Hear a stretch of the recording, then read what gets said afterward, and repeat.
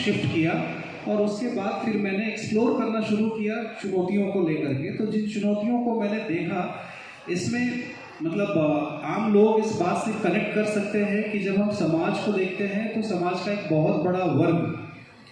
किसानों का है,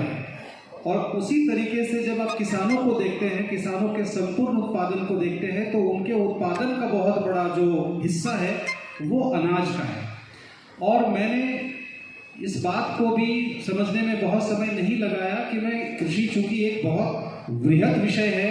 इसमें अगर आप हॉर्टिकल्चर में जाओगे, फ्लोरिकल्चर में जाओगे, इसके अलाइड सेक्टर में जाओगे, जिसका दुग्ध उत्पादन है, मछली उत्पादन है, हर एक चीज़ को समझना, हर एक चीज़ को स्केल करना शायद संभव नहीं है मेरे जैसे व्यक्ति के लिए। तो मुझे ये तय करना था कि मुझे एक मेजर सब्जेक्ट चुनना है जिस पे मुझे पूरी फोकस करनी है। तो मुझे अनाज एक टॉपिक ऐसा लगा जिस पे मैंने अपनी पूरी ताकत लगाई, और 2016-17 के आसपास ही मेरी मुलाकात मिलेट शब्द से हुई। और जब मिलेट को मैंने समझना शुरू किया तो मुझे बहुत सारी चीज़ें एक साथ समझ में आ गई कि जो मेरा कॉज ऑफ एक्शन था एग्रीकल्चर में आने का, कि मुझे एक रीज़न चाहिए, एक बड़ा रीज़न चाहिए जो मुझे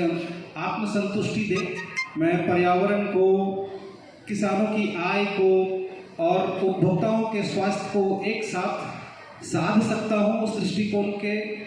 हिसाब से मुझे मिलेट काफ़ी अच्छा लगा।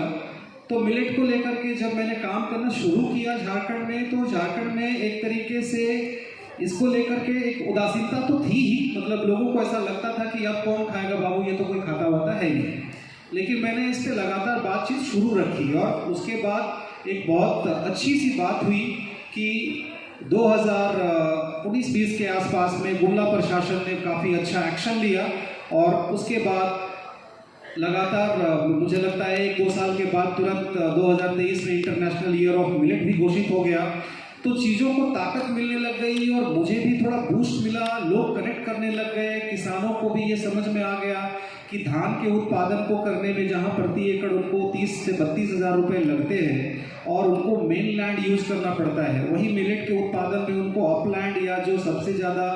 मतलब बेकार पड़ी ज़मीन है, वहाँ पे भी 2-4 हज़ार रुपये खर्च करके मिलेट के उत्पादन को करके रागी वो 35 से 40 रुपये किलो बेचने लगे। तो यहाँ पे किसानों को शिफ्ट समझ में आया, और आप बिलीव नहीं करेंगे रेखा जी, आपको जान करके बहुत खुशी होगी कि 2019-20 का जो रिकॉर्डेड उत्पादन था झारखंड में रागी का, वो करीब 3000 टन के आसपास था, जो आज के रेट में 1 लाख टन पार कर चुका है।